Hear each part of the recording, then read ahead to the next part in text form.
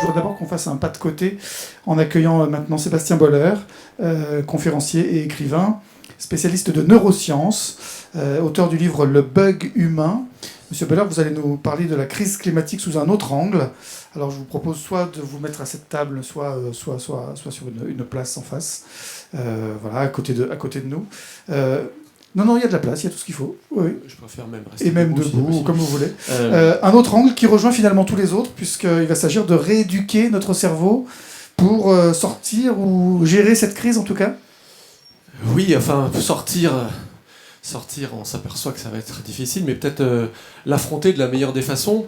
Je suis vraiment... Ça me fait un bien fou en fait d'être ici, parce que c'est une des rares occasions, depuis que je me suis plongé dans l'étude de l'impact du changement climatique sur notre vie, une des rares occasions où j'ai l'impression de voir une prise en main rationnelle et la projection d'un futur qui serait quelque part pas sous contrôle, mais en tout cas, on prend le taureau par les cornes et puis on met des chiffres et puis ça rationalise. Parce que sinon, pour le reste, j'avoue que si on regarde la situation mondiale, on n'a pas du tout l'impression d'une telle prise de conscience, ni surtout d'une traduction de la conscience en acte. On a eu, il y a quelques jours encore, le dernier communiqué de l'ONU nous expliquant que les accords de Paris, c'était vraiment même plus la peine d'y penser, et qu'il nous restait très très peu de temps si on voulait éviter vraiment de vivre les prochaines décennies très difficiles. Et donc il y a cette prise de conscience qui nous est transmise à nous, le public, par les médias, par la prise de parole en public. Et puis d'un autre côté, si on regarde quand même les chiffres de l'extraction des énergies fossiles, de la production de plastique, de l'émission de gaz à effet de serre au niveau global, ça continue de grimper. On ne s'arrête pas du tout. Donc, pour moi, quand on me pose la question rééduquer son cerveau pour sortir de la crise climatique, c'est parce qu'en fait, cette crise climatique, c'est nous, les humains, l'humanité, qui l'avons permise et qui la provoquons. Voilà. Et quelle est notre réaction face à ça au niveau global, nous, des 8 milliards d'humains? On répond à ça aujourd'hui par de l'incohérence. L'incohérence, on la voit tous les jours. Moi, ce qui a vraiment déclenché mon intérêt pour cette question, c'est un moment où j'étais frappé de plein fouet par la contradiction totale dans laquelle on est en termes de discours public. J'étais tout simplement en train le matin de prendre mon petit déjeuner et j'entends la radio qui me dit très mauvaise nouvelle, 15 000 scientifiques tirent la sonnette d'alarme sur la hausse des températures, les émissions de gaz à effet de serre, la future hausse des montées du niveau des océans. Très mauvaise nouvelle, on est bien d'accord. Le lendemain matin, à la même heure, même station, même présentateur, qui dit « Très bonne nouvelle, on a vendu pour 40 milliards d'Airbus ». Et là, vous vous dites, quand vous êtes comme moi, neuroscientifique, vous vous intéressez au fonctionnement du cerveau. Vous dites « Ces personnes qui font l'information sont éduquées. Ces personnes qui font l'information ont accès à des faits. Elles prennent le temps de réfléchir, en comité de rédaction, faire de l'éditorial, savoir pourquoi on communique. Et malgré tout, tout se passe comme si ces personnes intelligentes ne faisaient pas le lien entre la première information, la catastrophe qui s'annonce, et la deuxième information présentée comme une bonne nouvelle, alors qu'il y a un lien évident entre les deux. Et là, quand on est confronté à ça, on se dit, mais qu'est-ce qui se passe avec l'être humain ? On est à la fois prodigieusement ingénieux, on fabrique effectivement des Airbus, des écrans à plasma, on a construit des cathédrales, on a peint la chapelle Sixtine, on a envoyé des hommes sur la Lune, on invente des antibiotiques, on sauve les gens de la mort. Et puis, on est à la fois complètement stupide parce qu'on ne prend pas collectivement tout de suite les décisions massives qui s'imposeraient. Alors pour un neurobiologiste, c'est un cas d'école.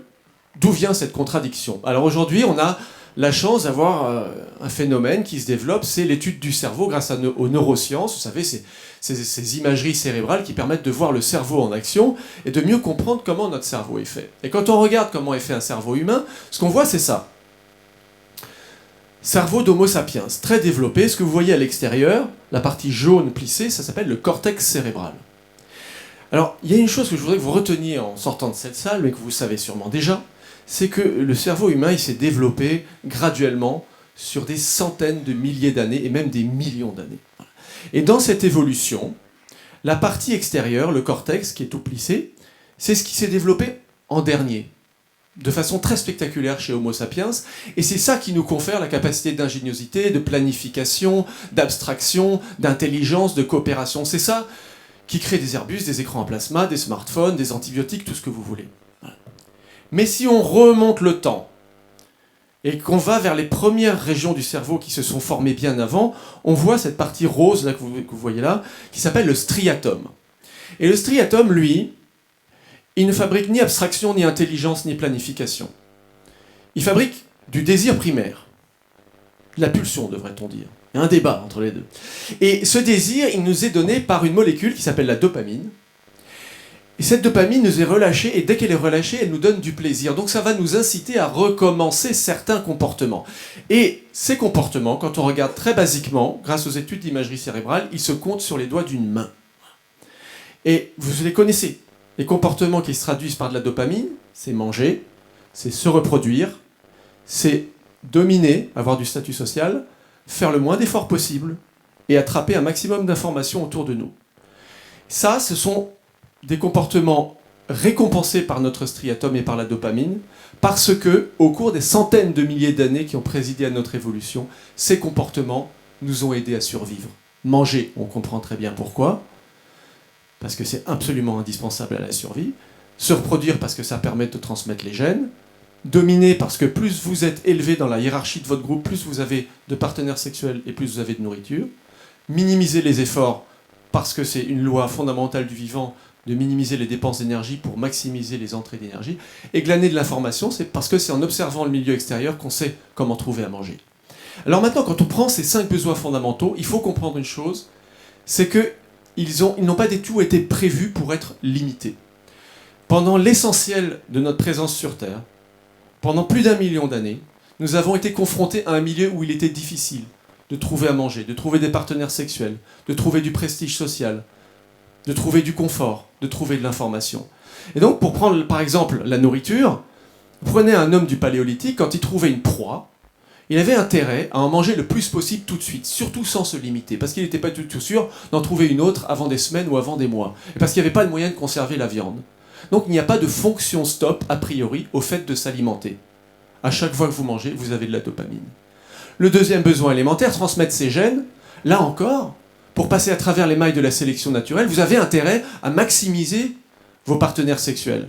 Donc, pas de fonction stop. Plus vous arrivez à avoir de rapports sexuels, mieux c'est pour vous en termes d'évolution.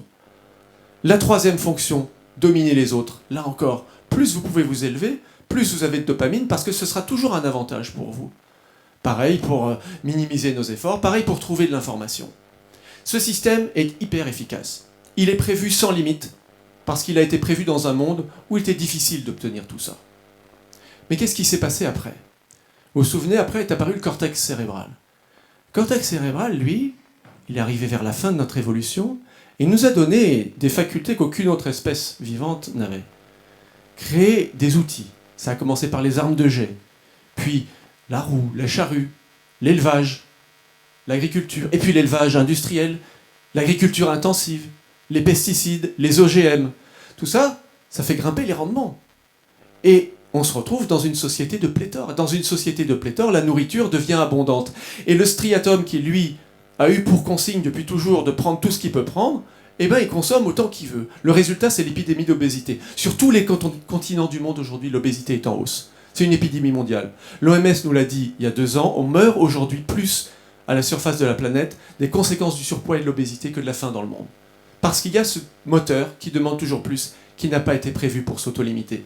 Pour le sexe, pareil, le cortex s'est développé. Qu'est-ce qu'il a inventé ? Internet. Il a inventé des sites de rencontres, des sites pornographiques.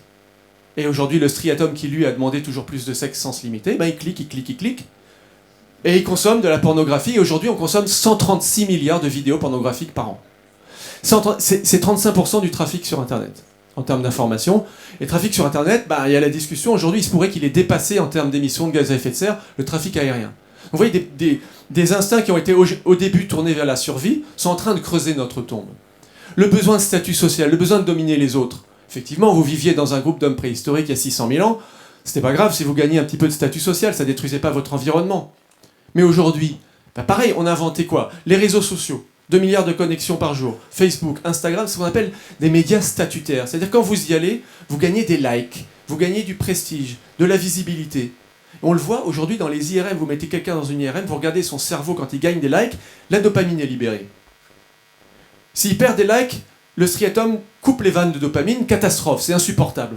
Il faut y retourner. Mais c'est pas tout, l'automobile aujourd'hui. Comment ça fonctionne le marketing de l'automobile pour nous pousser à acheter des voitures encore et encore, les SUV et compagnie? SUV, vous dominez. Et puis si vous n'avez pas SUV, vous avez au moins une auto suréquipée avec une option en plus que le voisin. C'est comme ça que ça s'est fait. On a créé une société qui nous incite à consommer en appuyant sur ce petit bouton de la dopamine dans le striatum. Et bon, je vais passer sur le confort parce que c'est évident, on fait tout autour de nous pour gagner plus de confort et on ne va pas vouloir y renoncer. Vous l'avez bien décrit tout à l'heure.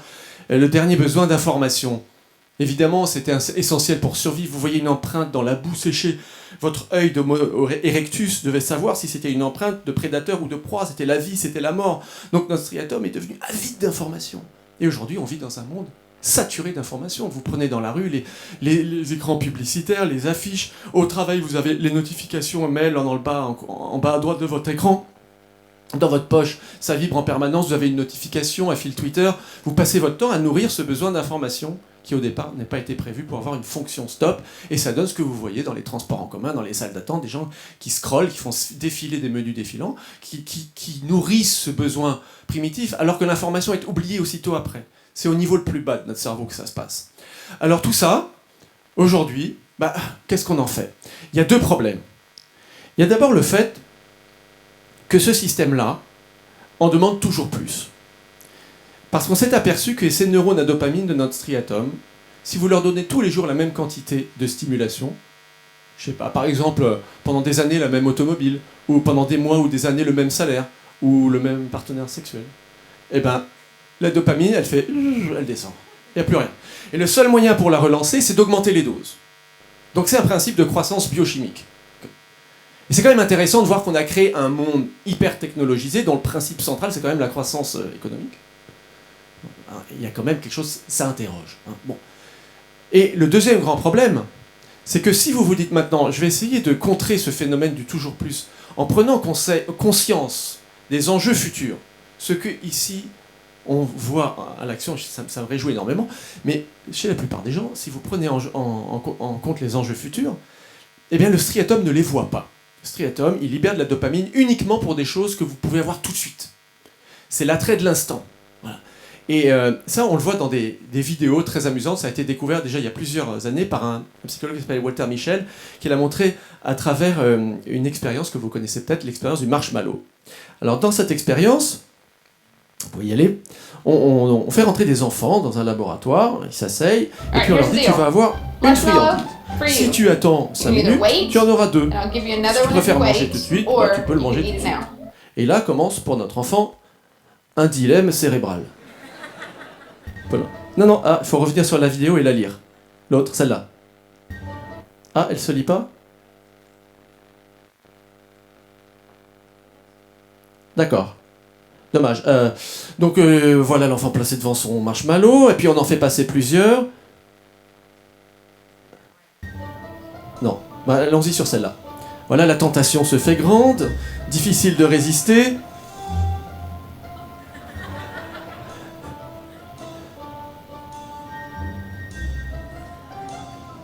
Vous pouvez passer, cliquer, voilà. Et là, ce qu'on voit, c'est que la partie antérieure du cerveau cherche à résister, mais le striatum, lui, fait monter le désir.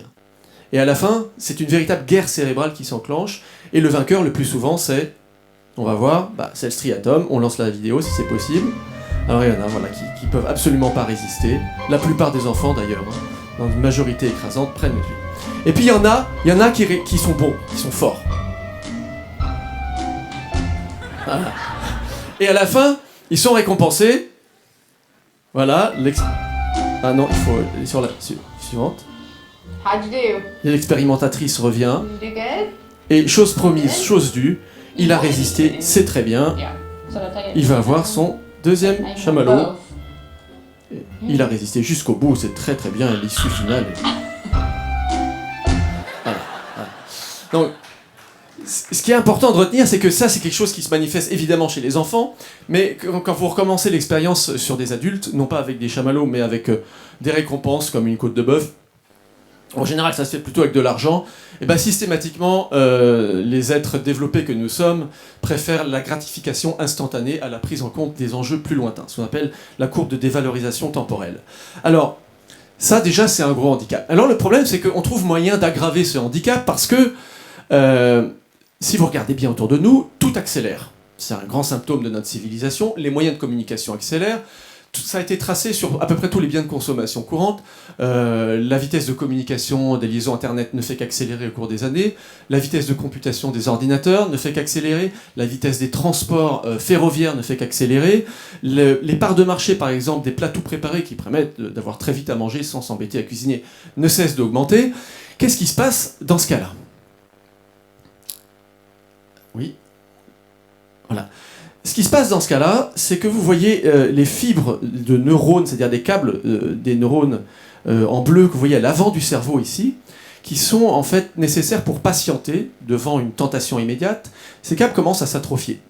Parce que quand on n'exerce pas sa volonté pour différer un plaisir, eh bien cette capacité se perd, et c'est les zones du cerveau qui en sont responsables commencent à diminuer de volume. Et donc ce phénomène fait de nous plutôt des impatients qui vont se tourner de plus en plus vers des offres de produits technologiques qui vont nous donner tout de plus en plus vite. Et c'est exactement ce qui se passe. Donc, plus l'offre technologique va vers l'instantané, plus ces zones du cerveau s'atrophient, et plus elles s'atrophient, plus elles vont se tourner vers des offres de plus en plus rapides. Donc c'est un cercle vicieux qui contribue au phénomène d'accélération sociale et technologique qui a été démontré d'ailleurs par des sociologues comme Hartmut Rosa, et qui fait qu'on fait le contraire de ce qu'il faudrait faire. Il faudrait retrouver le contrôle du temps. Il faudrait se réentraîner à supporter d'attendre pendant de longues périodes. Ça, c'est quelque chose qui va être un enjeu absolument décisif, parce que sinon nous sommes totalement esclaves de ce système. Il y a des méthodes pour le faire. Alors, il y a par exemple des enfants qui sont dans des situations très difficiles à l'école parce qu'ils n'arrivent pas à se concentrer plus de quelques secondes. Ils veulent tout de suite se distraire d'une façon ou d'une autre. Ils rentrent chez eux, ils veulent tout de suite leur PlayStation, ou tout de suite leur vidéo YouTube, ou tout de suite leur sucrerie. Et là, on leur dit maintenant, tu vas attendre 5 secondes. Alors, ils attendent 5 secondes, puis ils se jettent sur la Nintendo. Puis le lendemain, on dit maintenant, tu vas attendre 10 secondes. Alors, ils attendent 10 secondes, et puis de fil en aiguille, comme ça, au bout de plusieurs semaines et plusieurs mois, ils apprennent de nouveau à patienter, ils deviennent beaucoup plus maîtres de leur pulsion.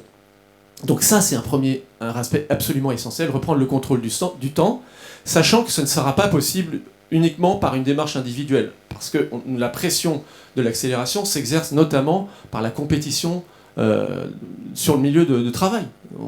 Les rythmes ne font qu'augmenter, et donc on est conditionné à aller de plus en plus vite.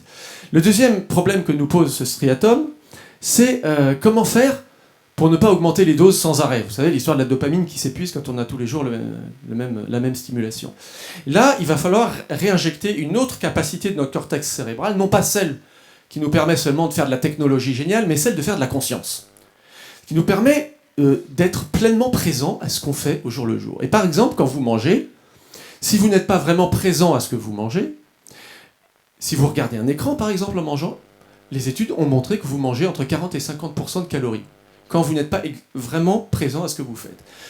Au contraire, quand on se focalise vraiment sur se concentrer sur les saveurs, sur le moment de plaisir qu'on a, sur la conversation qu'on a avec son voisin, à ce moment-là, on arrive à avoir autant de dopamine et autant de plaisir avec moins de stimulation. Ça veut dire qu'on peut aller vers une croissance du plaisir sans avoir forcément une croissance matérielle. Je ne sais pas si ça recoupe un peu ce qu'on disait croissance sans carbone, décarbonée, mais en tout cas, ça pourrait être une croissance même purement du plaisir pur. Et puis, ça nous amène vers la croissance même, avoir plus de plaisir sans rien du tout. C'est possible, ça ? Eh bien oui, ça a été démontré il y a maintenant 4 ans à l'Université de Californie par la connaissance pure. Vous mettez des enfants dans un scanner, vous leur ouvrez l'esprit par des petits quiz, des questions du genre Trivial Poursuite, ou vous leur faites lire des encyclopédies, ou des questions concernant l'histoire, les musées, n'importe quoi pour éveiller la curiosité vers le savoir pur. Et là, ce qu'on voit, c'est la dopamine qui s'écoule dans le striatum des enfants, et ensuite elle s'écoule même vers les zones de la mémoire qu'on voit ici, vers l'hippocampe, ce qui permet de stocker des informations et des connaissances de mieux en mieux. Donc ça, sur le papier, ça permettrait de faire des addicts à la connaissance pour les générations futures avec un impact carbone zéro. Ça paraît un petit peu utopique, non ? C'est utopique tout simplement parce que, d'une part, la connaissance est de moins en moins valorisée, on a de plus en plus de mal à la transmettre, et puis on a de moins en moins de temps pour le faire. Cette libération de dopamine, elle prend au moins une demi-heure avant de s'installer, c'est-à-dire qu'il faut que les enfants, les jeunes et puis même les adultes soient capables de se mettre devant un enseignant qui diffuse un discours où il n'y a pas de petites vidéos, de petits bruits pour relancer l'attention de façon artificielle, mais être capable d'attendre et de focaliser l'attention par un effort conscient. Et ça, on a vu que c'est de plus en plus fragilisé. Donc, retrouver le contrôle du temps, ça veut dire retrouver aussi la capacité de trouver du plaisir dans de la connaissance pure. Je suis désolé de vous demander de conclure, malheureusement. C'est la conclusion. Plein de choses à... Merci. C'est la dernière. C'est passionnant. Ça, c'est l'image du cerveau d'une personne qui vient de renoncer à de l'argent qu'on lui a donné pour le donner à quelqu'un d'autre. Et c'est son striatum qui s'active. Ça arrive dans de rares cas. Mais en fait, ça arrive dans de rares cas parmi la population masculine. Chez les femmes, ça arrive dans 2/3 des cas. En fait, c'est une proportion étonnamment élevée. Et cette expérience, qui date d'il y a 2 ans, l'Université de Zurich a montré qu'en fait, dans le cerveau des femmes, il y a une libération de pur plaisir chimique par le fait de partager. Ça a amené beaucoup de questionnements, parce qu'au début, il y avait l'idée que c'était lié aux hormones, je sais pas, et puis non. En fait, non. C'est lié à l'éducation, parce qu'on s'est aperçu que dans tous les coins du monde, les sociétés patriarcales donnent du prestige, du statut social, de la reconnaissance aux petites filles quand elles partagent. Et donc, ça nourrit le 3e besoin de leur striatum. Alors que les petits garçons, on les félicite quand ils se sont battus pour leur bout de gras dans la cour de récréation. Donc, ça veut dire que c'est la norme sociale qui détermine tout, et qui détermine le fonctionnement de notre striatum. La norme sociale, on a une prise dessus. Le monde et le discours qu'on va diffuser dans les décennies à venir sera essentiel pour faire de nous des êtres tournés plus vers le renoncement ou vers l'altruisme, avec un plaisir à la clé, j'insiste dessus, mais norme sociale, ça veut dire transversal. Ça veut dire la famille, ça veut dire les enseignants, ça veut dire le discours des médias, le discours public, ça doit être partout. Donc ça, c'est simplement à notre portée, à condition de nous mettre d'accord. Merci beaucoup. Merci Sébastien Voller. Merci beaucoup.